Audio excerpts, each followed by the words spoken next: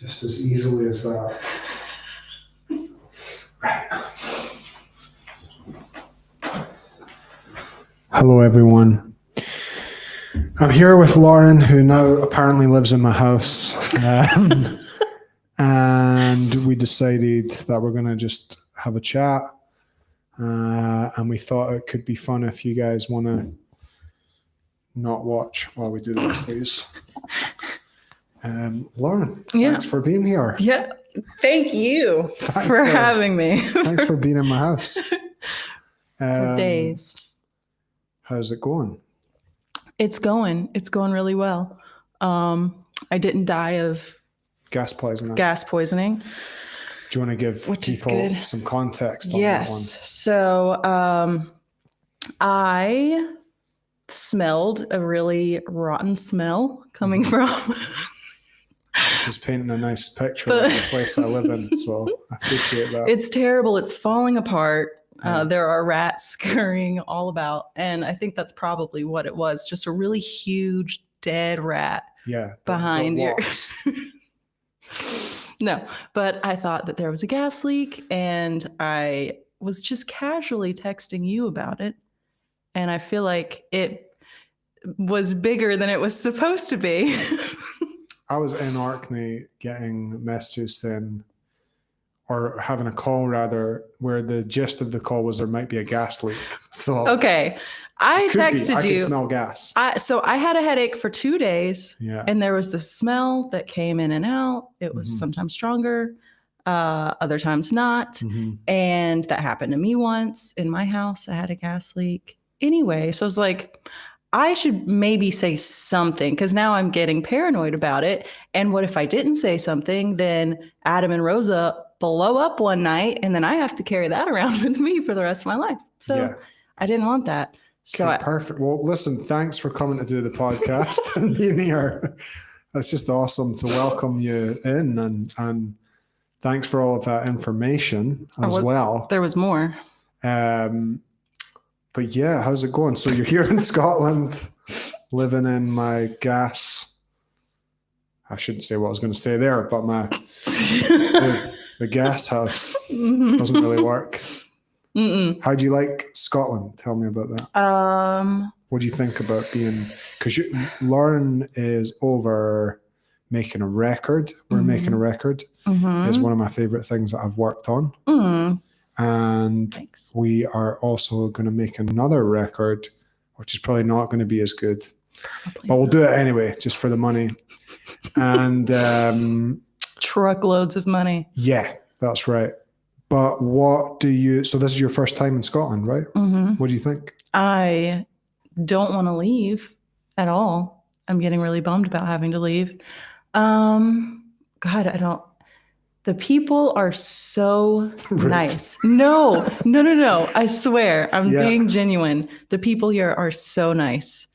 And the weather has been amazing, actually. I think Scotland's been lying to the rest of the world. I'm pretty convinced. If this is even a real place and I'm not just having some kind of fever dream, or I've died and gone to heaven. Yeah. I love it. I don't know. Unicorns. Yes. Land of the unicorn. The national animal of Scotland genuinely is the national animal of Scotland is a unicorn. That just doesn't seem real. Which a lot of people thought was a haggis, but it's not a haggis. Do you know about haggai? I've not seen a real haggai. I haven't. Well, they have 2 legs shorter than the other one, so they can go around mountains really fast. So it's amazing. But my friend Sonny runs a whole page, because obviously they're not real, but my friend Sonny runs a whole page about haggises, and it's like a proper viral page on Instagram. Really? Yeah, and there's just loads of Americans that love it. That think it's real? Yeah. Really? Yeah. I believe that. Why would you not, though? If you never, it's like I always wish that people from Texas were real, you know? Oh, they're not. Like, I wish they were. Yeah, they're not. Texas is just an illusion, really. Yeah. It's, but it does, in a weird way, America does feel like that if you're from here, because it's probably hard for you to understand because it's just your normality. But for us, watching films was like, we had this sense of America just being this kind of magical place. It was amazing. It was like, I remember the first time I went to Chicago and I saw. You say Chicago like a Chicagan. Yeah. Chicago. Yeah. Chicago. So I saw this big fat cop eating a donut. And I was like, hell yeah. That's the real. And there was like haze coming up out of the vents and all that. And it just felt like being in a movie. You know? So that's the funny thing about not coming from America, is even if you don't come from there, you feel like it's just in your consciousness here. And I wonder what that feels like to be from a place that like colors the world so much. What does that feel like? I don't think it really feels like that to me, because that's how we view Scotland. You know, we see these movies and they're always very beautiful, dramatic, or fantastical movies about this country. And we romanticize the hell out of it. Ireland too, personally. I don't know. I did see a video on Instagram of some people from the UK, like this guy who was in America, and he was walking in a suburb, and then a yellow school bus drove by, and he freaked out. He was like, oh my God, they really have them. It's real. And I never knew that was even a thing that was interesting. Or oh yeah, no, definitely. And like, what I can remember is the like New York and the feeling of New York and the fog coming out of street vents and yellow buses and like cartons of milk, you know, stuff like that. Cartons a little of apple milk. Pie, maybe just, you know, cooling on a windowsill. You did not see that. I did. You but did? I can't remember. I feel like when I was a kid, I saw that. I can't remember where. In a cartoon? No, in a film.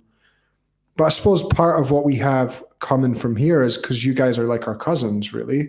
That it's like our cool cousins who like went and did something cool, and we were like, hey, we're the cool cousins, kind of, except for you know, slaughtered a lot of Native Americans and stuff like that. But my people, your people. But I think, you know, I think that we have. I think America represents to us, or to me anyway, it represents this like land of opportunity and a kind of dangerous place, you know, like there's a brutality to it. I think that, you know, the leading cause of, what was that I heard? The leading cause of bankruptcy is like medical bills, you know? Which obviously is something that in the UK we don't have to think about in the same way, but it feels like that sort of safety net just isn't there. Like it feels kind of Wild West. I mean, yeah, healthcare in America, I guess it feels a little Wild West to me too. These days, you just kind of, like, I currently don't have health insurance. It's so expensive. You tell me this now. You just... Perfect. What? I don't know. Well, what is that? You're fine here. You're fine here. I'm fine. I'm fine here. Yeah. But yeah, you just kind of hope you don't die or get sick. You just kind of. We hope that in Scotland too. Well, that's a very human hope. I feel like. I will just choose not to go to the doctor unless it's just real. You know, so you're like a British man, almost. Exactly. That's what British men are like. Like the guy who had a heart attack when we were having a little chai tea, and I was like, "Are you okay?" And he's like, "Yeah, just you know, just." I bet you're like, just felt a little dizzy, dude. I think you've had a heart attack. I think we should go to the hospital. But yeah, different reason for you guys, because you need to be literally conscious of money You're like, if I need a filling in my tooth, anything, and it adds up. So don't get sick. Yeah. In America, don't do it. Yeah, honestly, because I recently went to the dentist, and on our reservation, I'm Porch Creek Indian, and our tribe has, I'm first generation, so I can go and get certain things done for way cheaper than I was getting it done, because I didn't know about this until very recently. Oh, so they have like different rules for Native American people? Well, our tribe. So it's like our own nation. So your tribe is the best tribe, is what I'm hearing. That's what that's why you get. I did not say that. All tribes are equally wonderful. Anyway, it was cheaper and it was amazing. And I was like, I can't believe. How long has it been since you've been to the dentist? Do you want to tell the folks? Well, I kind of had a weird, it was about 15 years, and then I just had a weird meltdown after kind of breaking up with the girl, and then I just went to the dentist just because I was having a bit of a mental breakdown. Just because I thought, interesting. You know what I mean? I thought like I need to look after myself. Usually, what women do is they cut their bangs, but men go to the dentist. Yeah, you just like, if you need a little boost, it makes you kind of feel like you're like, I'm my own girlfriend now. I'm gonna go to the dentist. That's fascinating. Yeah, that's what I felt. So remind me the name of your tribe. Porch Creek. Porch Creek. And where? I have to cough so bad. Okay. Sorry. I was laughing and then I get all like coffee and. Oh, good. Tell me about the Porch Creek peoples.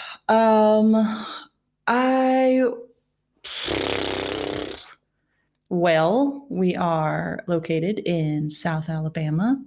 And so that tribe is from Alabama. Are they like a southern? Oh my God, you're quizzing me. This is history. Yeah.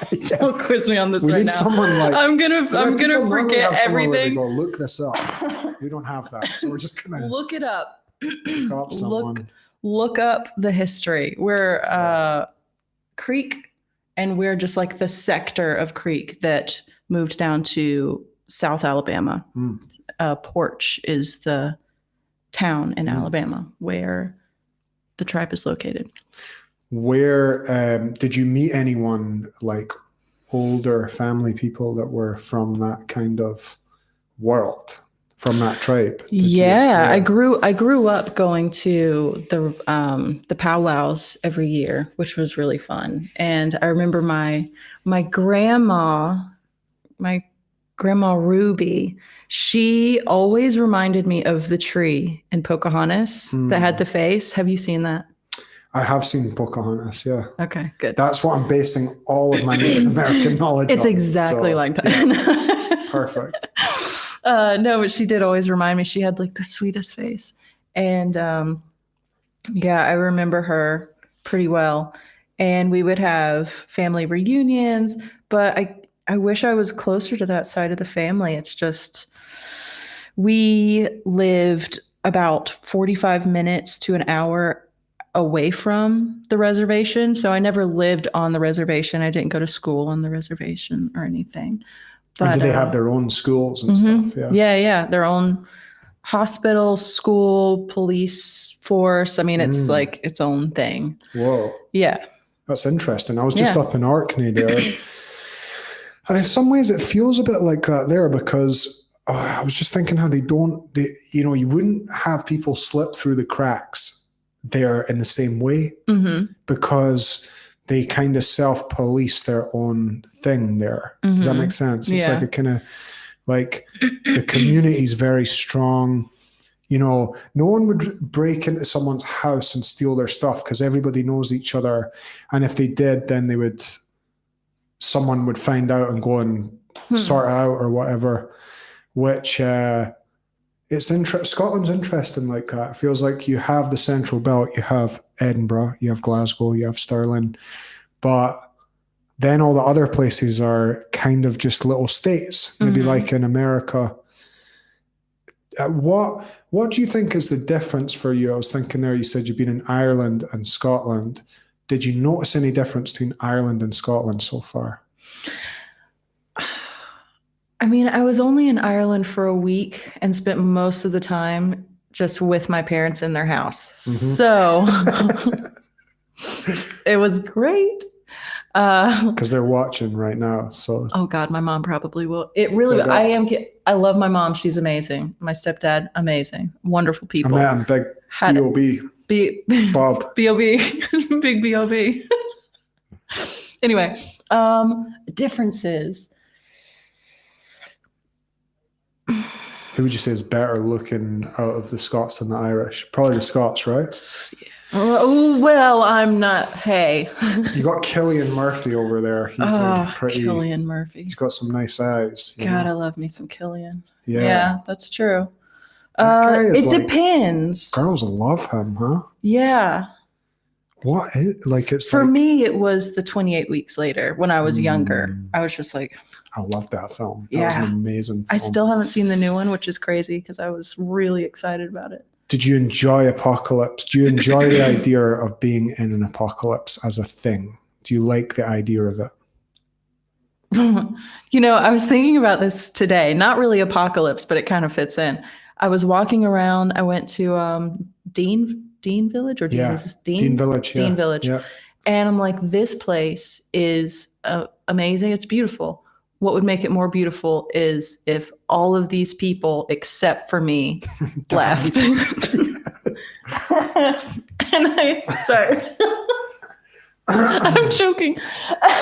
And I realized that I would just love to have the world to myself. You know, maybe a select few people could stay, handpicked by me. Yeah.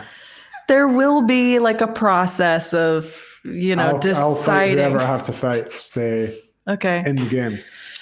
Maybe a child. It would have to be a child, if I'm being honest. Whoever annoys you, I'll take them down. All right. Well, you'd make the cut. But yeah, I don't want there to be zombies trying to kill me or anything like that, really, or like me having to be in some kind of bunker because of a radiation situation.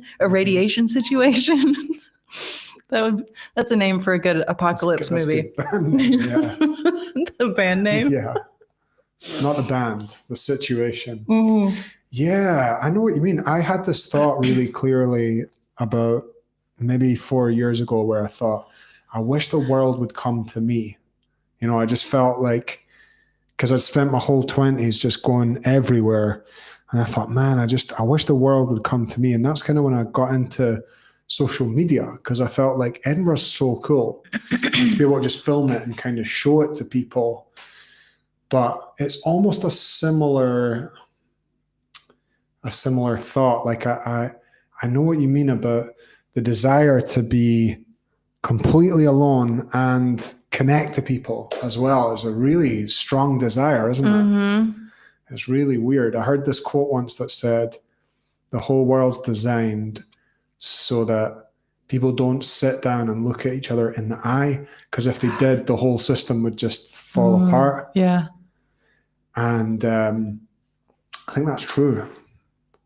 What do you think? What do you reckon? That the whole system would fall apart. Or just is it like the whole system set up for speed movement, like progress, going places, doing stuff. And even we wear these like suits, you know, to avoid being seen or to avoid, you know, seeing others. Yeah. And it just feels like if people could just stop and look at each other. Like New Year is always like that. Everyone's like, I remember being in a nightclub and there was two guys and they were about to like kick the shit out of each other. I thought you were going to say kiss. They're about to kiss. It's just beautiful. But they, and then they were like, no, it's New Year. Let's stop it. And it was like a beautiful moment of just, and then you think, why can't we be like that all the time? I mean, I do think this conversation, it could go really deep, but let's make sure it doesn't. Only surface level here. Yes. I do think the name of this podcast is Surface Level. Surface Level is the name. Yeah. The phones and everything. I mean, I kind of think the powers that be want us to disconnect from each other. I mean, it does seem like things are being set up for disconnection. I agree.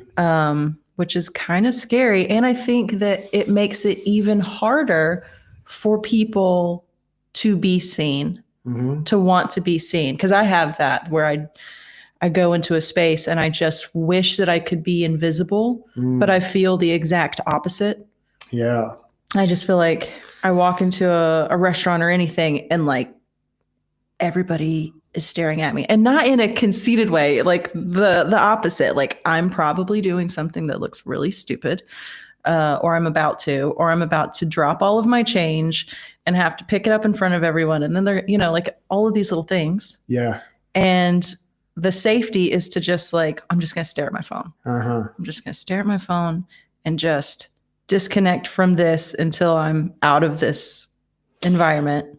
Yeah. Like even just the moment where you're like, oh, I'm so alone in the world. And then you're like, oh, I'm just, yeah. Because it's an immediate, it's a drug, isn't it? Yeah. It's a drug that you don't have to learn how to connect, how to feel, how to connect, how to just kind of be with whatever's there. You can you have this immediate way of just getting out of it. Yeah. Which is scary. I feel scared about that for Rosa, but she is not allowed a phone. I was gonna ask. 18. Yeah. 18. I think so. Yeah. She can have like a Nokia 3310. A Nokia. She can play a bit of Snake on there. Did you ever play Snake? Yes. It was the best part of having a phone. Best game ever. I didn't have friends to text. It was just all Snake. Just Snake. And then in my adult life, it's all snakes as well, man. Snakes and Ladders. That's a great title for a game, actually. Snakes and Ladders. Yeah, I feel like 18. That's feel like old. Yeah, but I don't know. It's like, to me, it's as bad as cigarettes. It's like, when do you want your kids to start smoking?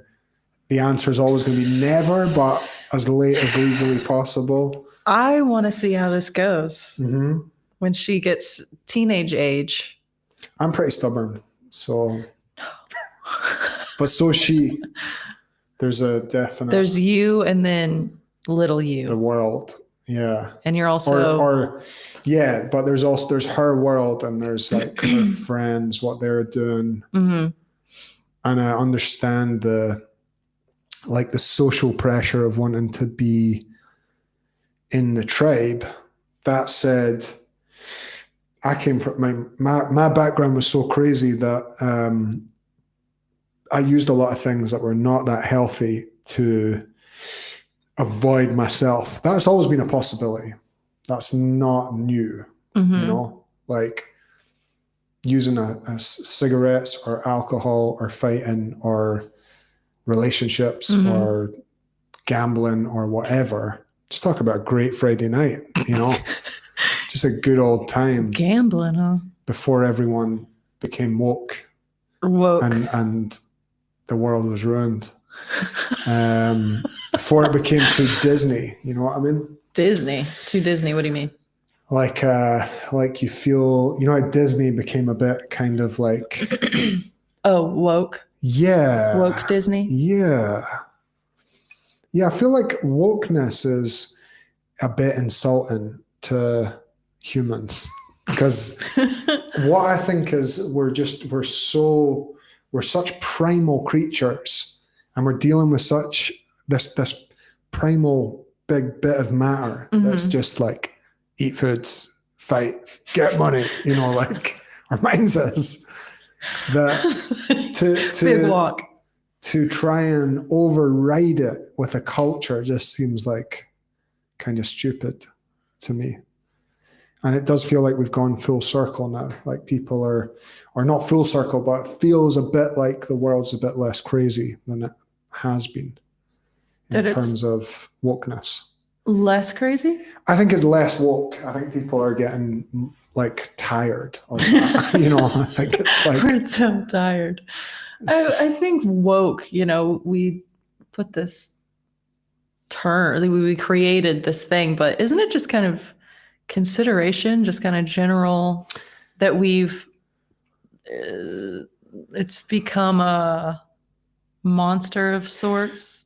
Well, yeah, that's a good point. Yeah, like I suppose the thing is, are we meant to be considerate of everyone? Because that seems like, to me, it just seems like quite a tall order. Well, I mean, just in general, considerate for fellow humans. Yeah, no, for sure. I think I'm all for that. I think, yeah, being polite and civil and caring about people. Yeah. I'm up for that. Empathy. Well, okay, here we go. Compassion. Here we go. Okay, so let me ask you this. Oh, God. How do you define empathy? Tell me what empathy means. Because I think this is really always interesting to try and understand what different people mean by it. Empathy. I guess for me, it's... For me is a brilliant way to start a sentence. But continue. Well, I think of it like I'm putting myself in someone else's shoes. Like I try to understand where they're coming from, what they're going through, and I use that to kind of inform how I might react to a situation or, walk through life. So question on that. Are you in their shoes or are you in your shoes and looking at their situation and imagining how you would feel in that situation? I mean, obviously you have to imagine because you aren't them. You don't really know. Like I, for example, don't know what it's like to be a 14-year-old girl growing up in America, right? So you know what I mean? If you said to me a circumstance that was something that you'd experienced at that age and that time as part of that experience, as part of those variables, I could feel compassion about it. But could I feel empathy about it? What's the answer? Or is there a difference? I guess I would need to look up the definition of the two words. What's the difference between compassion? We need someone to be and look that up. Yeah. That's what we need. Look that up. Look that up, Pumpkin. Pumpkin's not looking so well. He's getting worse. He was a fresh pumpkin at the start of this conversation. I have empathy for the pumpkin. For Pumpkin. Okay. Because I can imagine that's probably a sad existence. Is it though? Or is that you going, your face makes me sad? Well, and then calling it makes me a little sick to my stomach because the inside is completely rotten and I put my fingers in it to turn on the empathy. Got you. Perfect. So that's when you look at someone and you're like, when they make me physically ill, I'm like, I should feel bad for them. Your face makes me sick. And that's what empathy is. Yeah, I am glad we got to the bottom of this. That's fascinating. I always just find it interesting to hear other people's definition of it. It says a lot about a person. Great. Great. What? No, I do think what I think with empathy, or what my question is, I guess, is and maybe this is where the old tism comes in. The old tism flare up. Yeah, let's hear it. There. But I wonder whether it's possible to touch a tism in there. I wonder, is it possible to put yourself in anyone's shoes, or is it only possible to have a feeling in your body about their your perception of their experience? Well, right? that. Obviously that, because I guess all I wonder with that is I guess the danger that I've seen maybe, or a question I have is do we then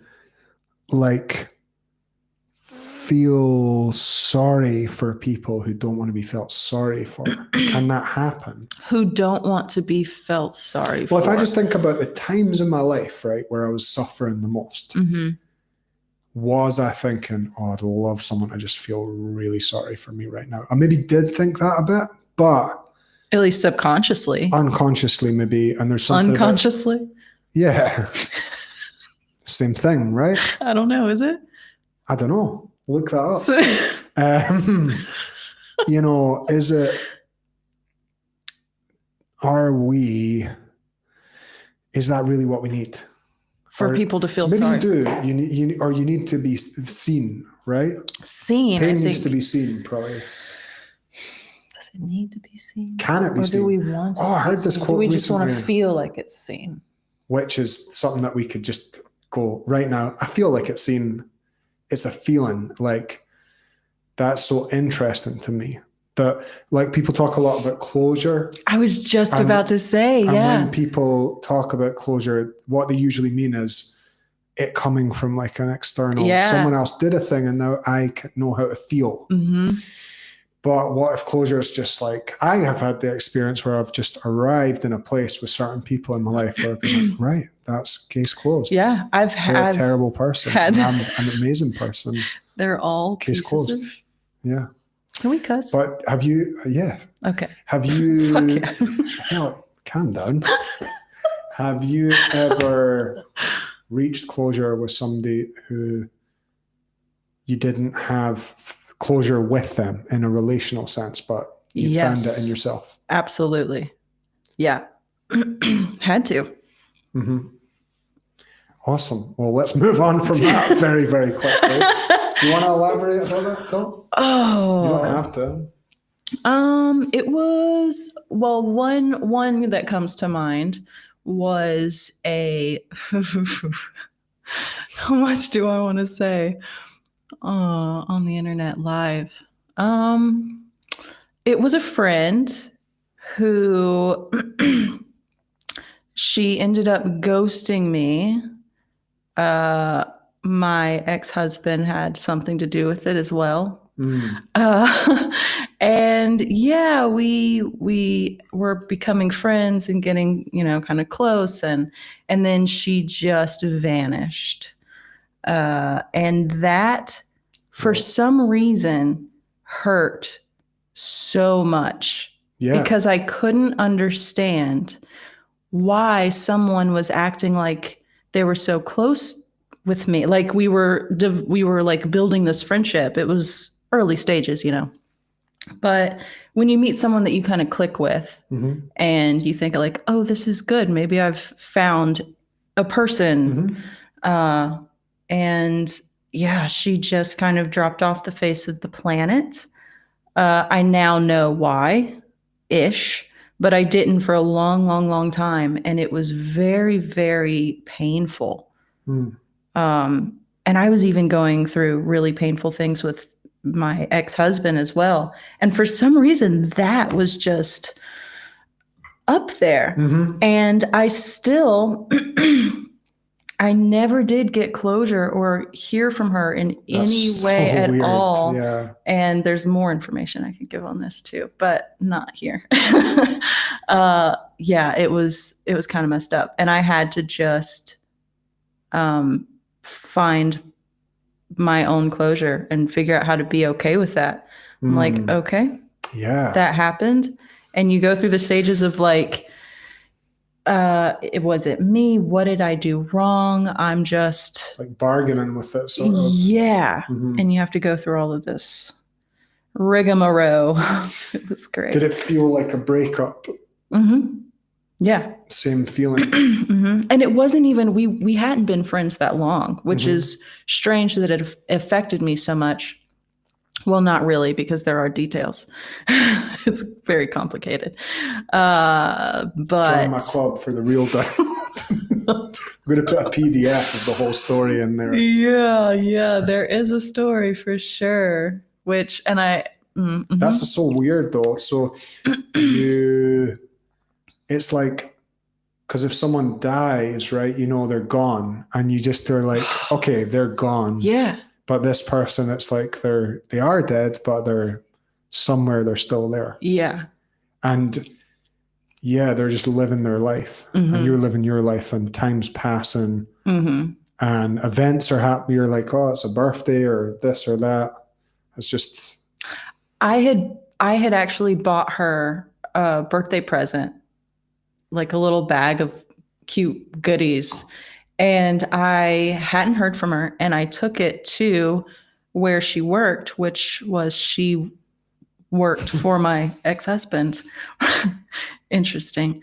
And and she never even opened it. And every time I would go there, I would just see it in her area where she worked, unopened, kind of put on a shelf.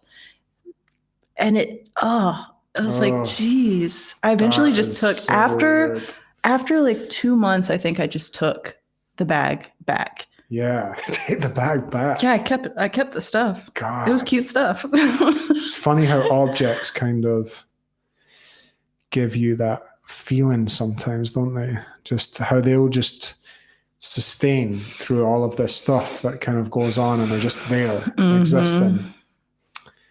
It's weird when I first got this chair I'm sitting on and the one over there my dad made. And when I first collected them, it was probably 4 years ago. And I got them and I brought them back and I suddenly had this weird feeling of like, I'm not good enough at my craft yet. Because it's like, don't compare your chapter 1 to someone's chapter 40. And these chairs are like, that's his chapter 40.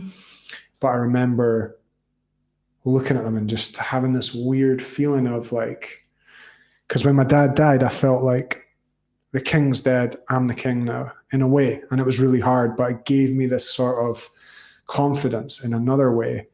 And when I first got those chairs and I looked at them, it gave me that kind of like, oh, I'm a wee boy and he's the big guy or whatever. Yeah. It's like a weird, it's funny. And I'm not very sentimental about stuff, but I did feel that. I think I mentioned to you recently that I felt Rosa's little brush. The hairbrush, yeah. That's the first thing that I've really felt, because it's like ours, and I bought it for her when she was 2. And it's just funny. What are you like with objects? Do you have? I am on the extreme side of that. Yeah. Are you? I'm doing better, but I definitely put a lot of importance in just random objects.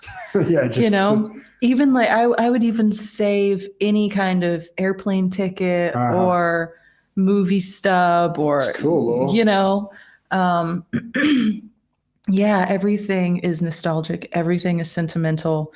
Were you like that when you were wee? Yes. Yes. Do you have any memories from when you were wee of things that you kind of? Oh yeah. Yes. I remember my mom and dad decided to have a yard sale, and so many of my little Beanie Babies and toys were out in the yard and people were trying to buy them. I'm like, what is happening? That sounds like a nightmare. I was not consulted, first of all. What the hell? So your parents were selling your... Well, I mean, it was just things that, like how you've said that you've thrown things away. I throw things away. I do. Okay. Yeah. Well, that was their way of cleaning out our house, including my room, and getting rid of things that maybe I don't play with as much or they think I have too much of. It was the whole house. It wasn't just my stuff, but I was so attached to my stuffed animals specifically. I still have, I'm going to sound crazy. That's okay. I am. I still have a bag of stuffed animals that are just in a garage at my grandmother's house that I can't get rid of because I remember most of the names of all of them too. Yeah. Tell us some of their names. Jingles. Jingles. Yeah. Joanna. Joanna was a little rabbit. Would you get, because obviously I've got the song Joanna. Does that one make you emotional? No. Yes. It's a no, isn't it? Perfect. I don't like that one. That one's... And do you know what's so interesting about hearing you talk about that is it gives me this sense of when I chuck things out and I just think, I'm just clearing out. That doesn't matter. And Rosa's like, you got rid of my half a pumpkin that I had stuffed an old apple in it. And that was my Yeah. Even when I was cleaning her Thing. room a bit, Good luck. I was starting to get worried. Like, well, I don't want to do too much to where she's like, Rosa's room is so messy that that's not going to happen. I think you can. well, it's I pretty- didn't want her to feel like someone came in and just, like it's what's the Like a violation of like sorts. an invasion of her space. Yeah. Yeah. So I was like, well, maybe I'll leave that there. And Yeah. Uh-huh. And it's interesting, like living with a little woman, like I have this little wife kind of I live with who's just in my house, like a little Italian woman who just, I'm like, God, I'll just let her get on with it, But yeah, I remember my dad teaching me when I was about 16. I went to stay with my dad I'd moved out for a bit, I moved back for a bit. And I remember having this phase of kind of trying to learn how to get on with him as an adult, being adults, And I'm looking forward to that with Rosa. Mm-hmm. I think a lot of people don't manage to shift into that mode because it's a hard dynamic. Like I'll notice it. Even if I go to my mum's, I'll be in the cupboards eating oatcakes and there's just a kind of natural thing that happens with the dynamic. And do you feel like you've found moments of that with your folks yet, where you see them as grown-ups and where I see them as grown-ups? Yeah, where you feel like you're relating to them as grown-ups. Do you feel like that I'm relating? Not really. I feel like, I love you, Mom. I feel like my mom has a tendency to still see me as a child.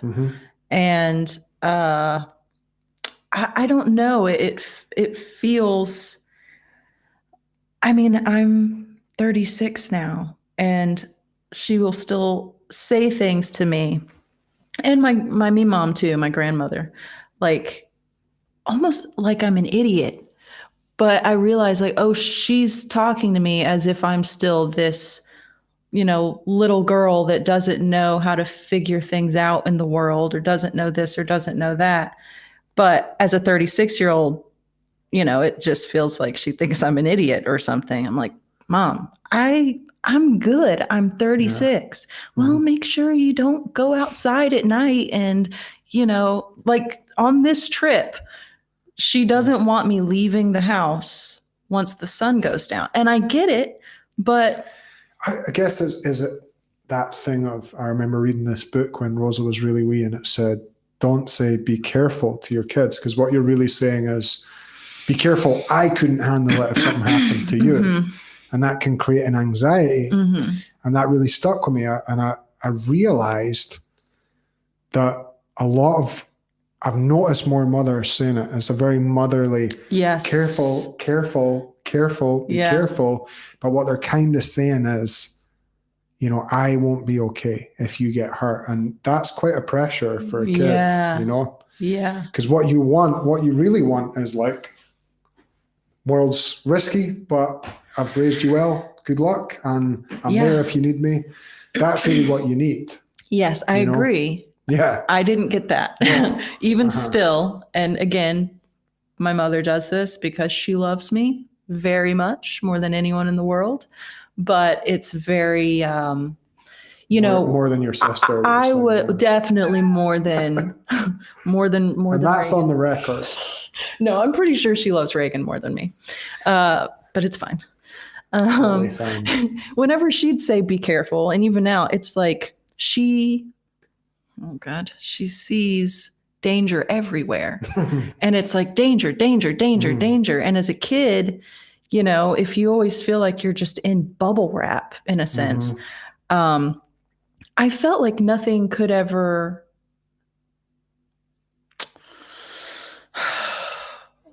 It made it hard when I got older to feel. Oh God, what am I trying to say? I'm trying to edit. Don't edit. Just, it's so good. Listen, You've only met my mother briefly. I gotta be careful. My mom is great, and she does her best to protect me even now.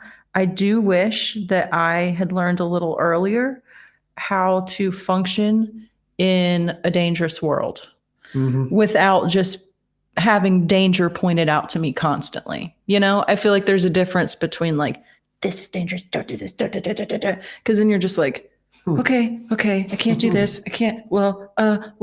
I was so fearful of making the wrong decision or any kind of misstep all the time. And that definitely is still a thing sometimes where with decision making. Yeah, I get that. But it is a muscle that you have to, like, because I'm resonating with what you're saying. Definitely. I resonate with that. And I think, you know, you have to, it's much better actually to make a decision, make the wrong one and then correct it than make no decision. And that's what we ought to be. That's what we ought to be taught, really.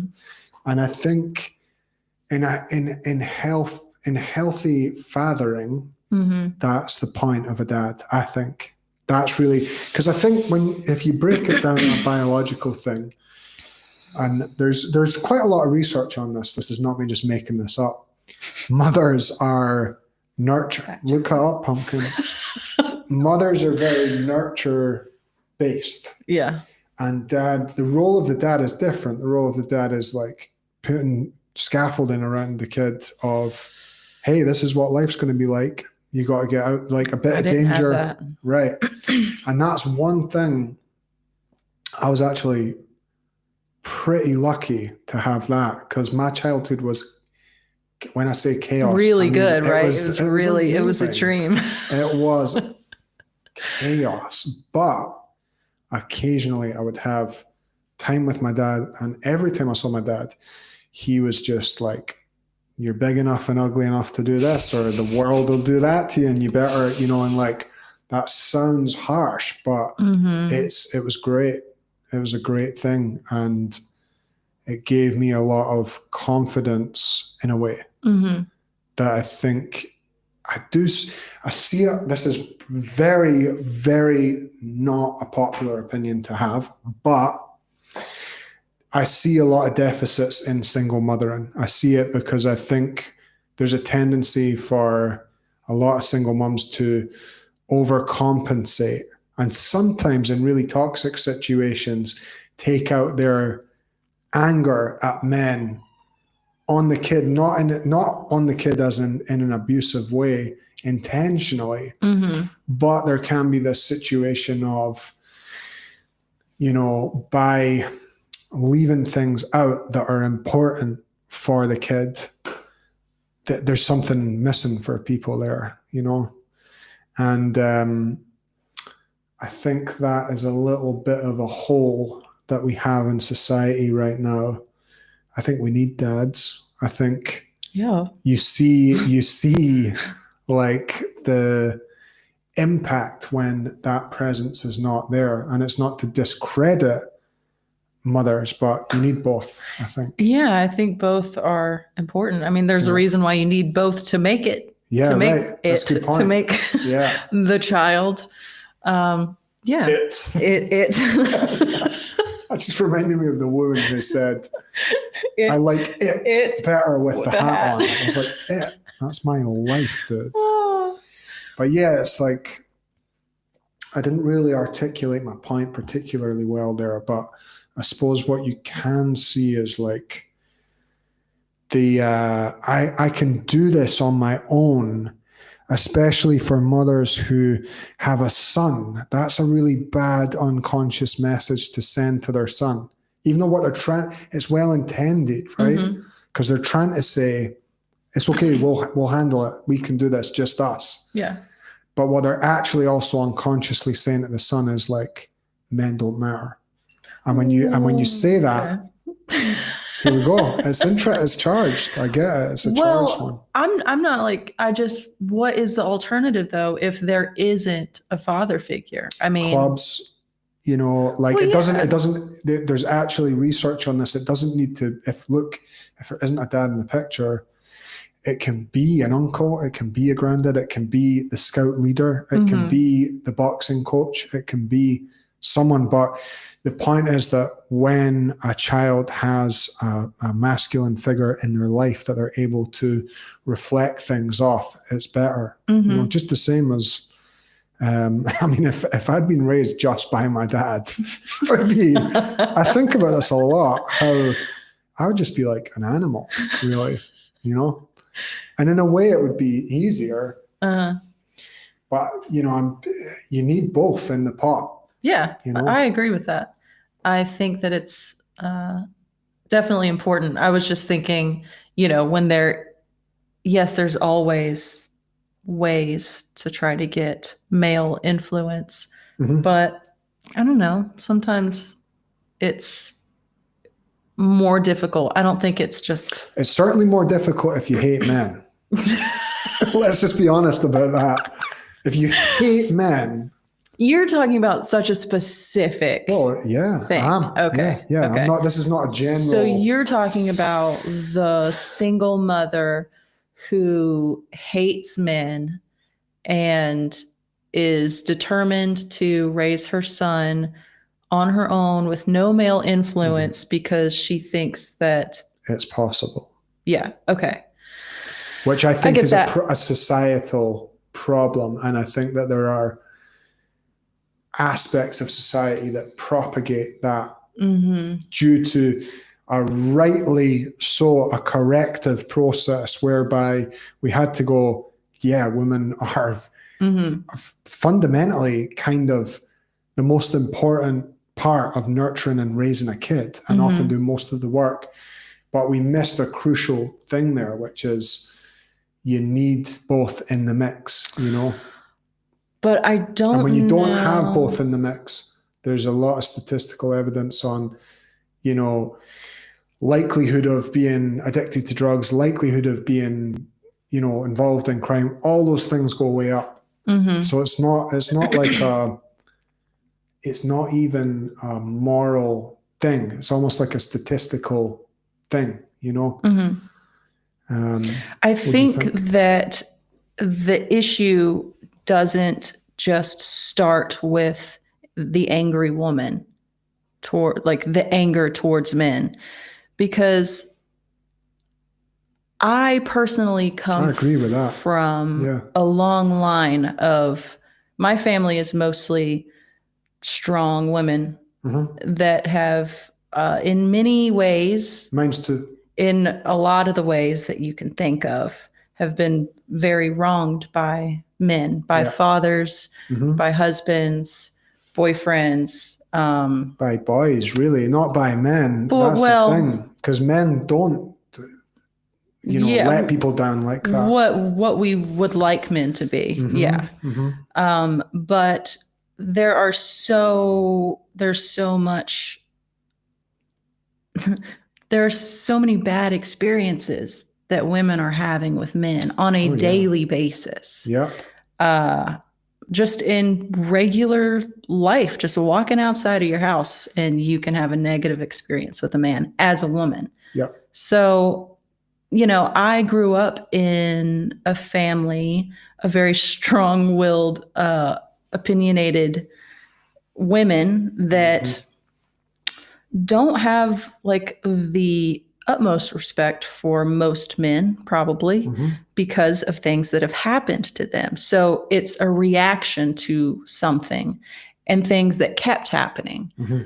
I think, though, the problem is that a lot of I'm not going to name which ones, may have stayed in that mindset instead of healing and trying to, you know, like when my marriage fell apart and my ex did really, really hurtful things that I had to go to therapy for. That was fun. And I kind of, for a while, was really bitter, and I fell into that same headspace. Whereas It's a before, protective headspace, isn't it's it? a You have to protection. protect It's a yourself, protection. And I was the complete opposite of that before. I was very hopeless romantic, head in the clouds, fairy tale, whatever. And then, So you had to go to the other extreme to find your middle, right? exactly. I went to the other extreme and I went back to my family basically. And I'm like, all right, you're right, men are shit.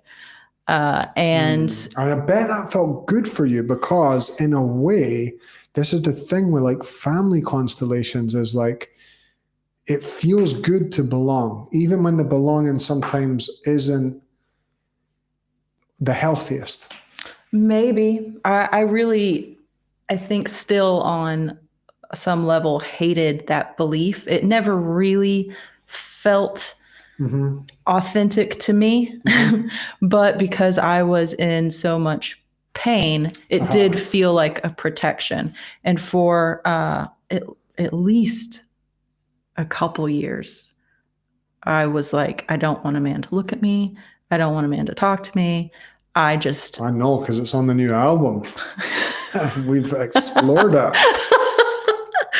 Yeah, well, I'm processing through it. Yeah, that's what's fun. But I got to a point where I saw myself and I saw, certain women in my family, like my grandmother. She I don't think she'd mind me saying that, but she kind of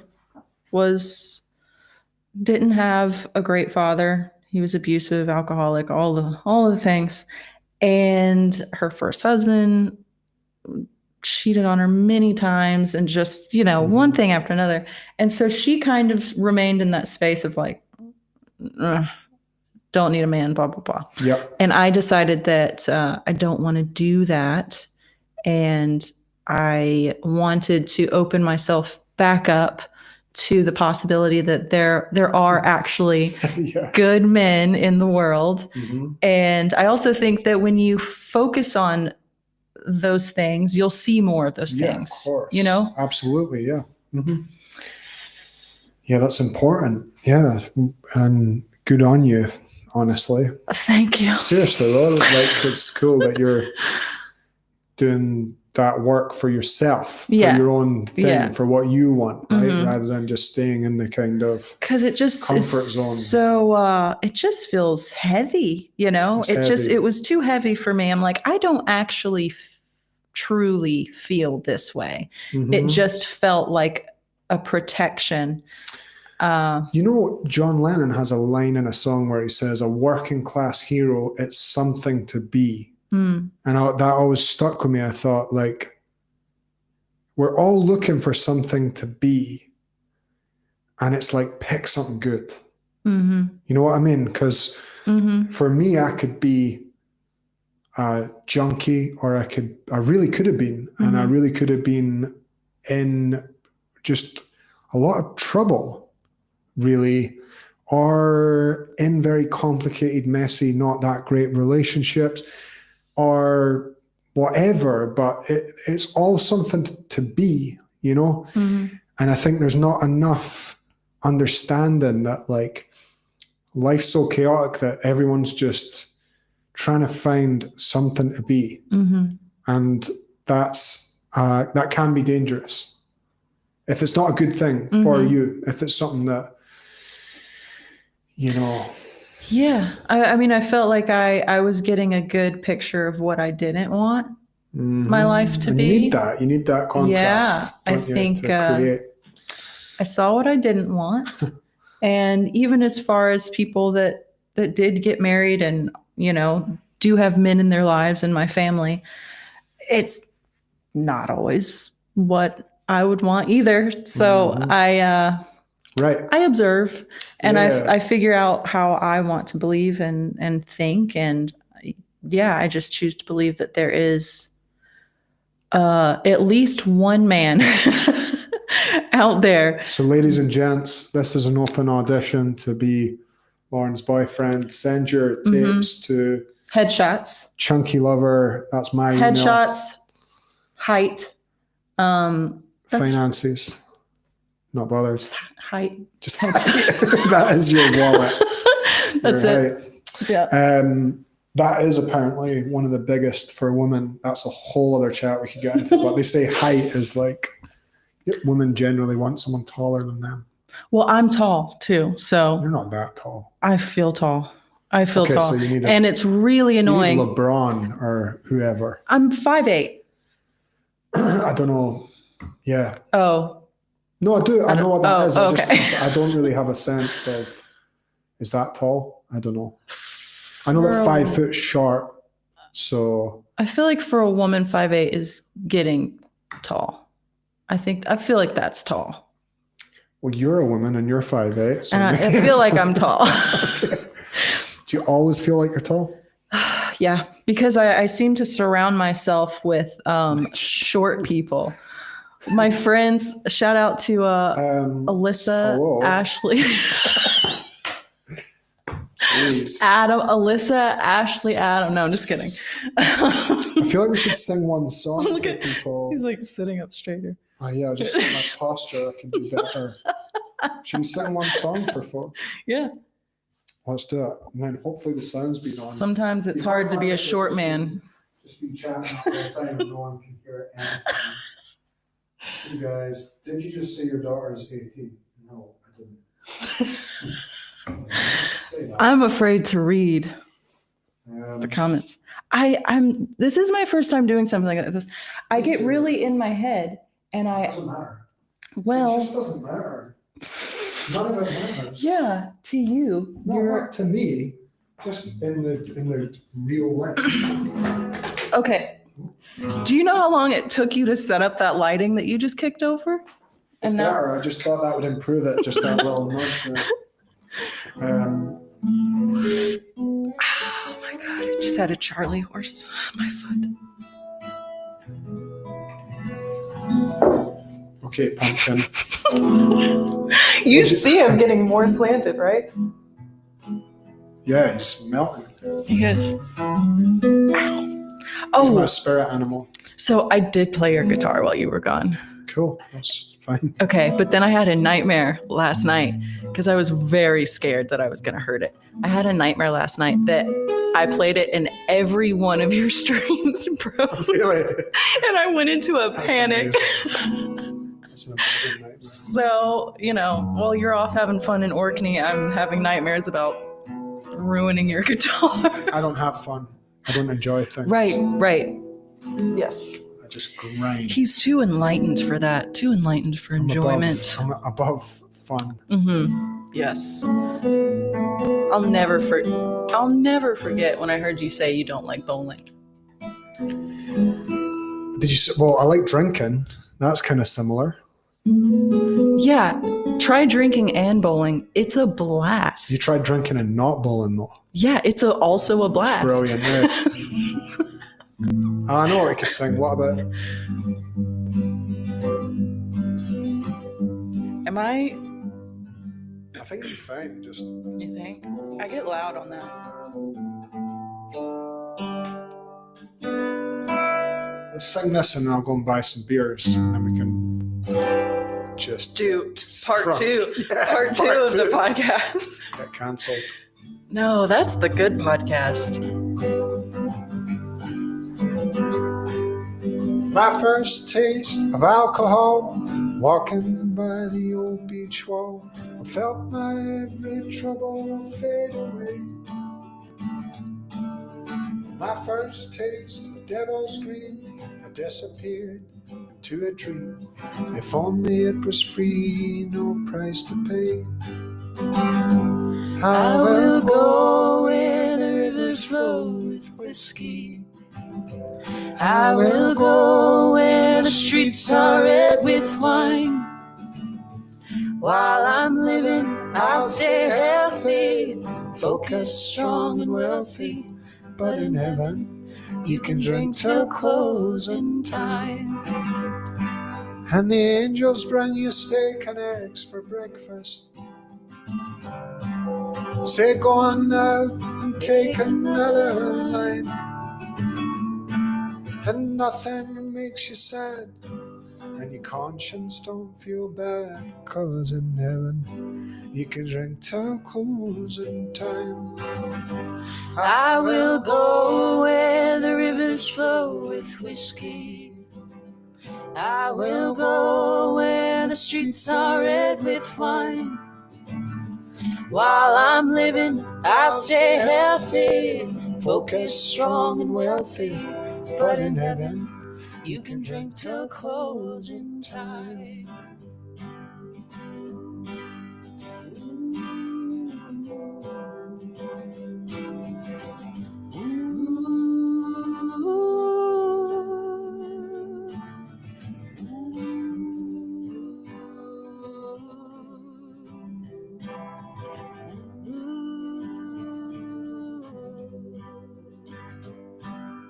And there's bottles growing on the trees in heaven.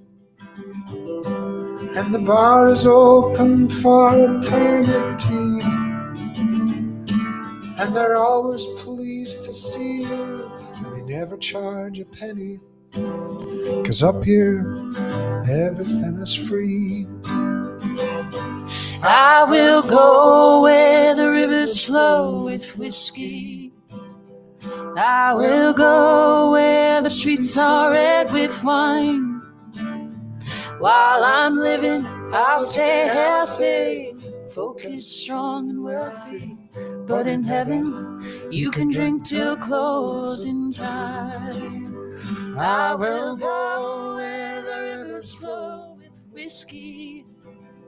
I will go where the streets are red with wine. While I'm living, I'll stay healthy, focused, strong, and wealthy. But in heaven, you can drink till closing time. But In heaven, you can drink till closing time. Well, that's us. That's all from me and Lauren and Pumpkin. Lauren, thanks for joining me. Yeah. For whatever the hell this was. We don't know. But we appreciate you guys being here, and have a good rest of your Sunday. Speak to you soon.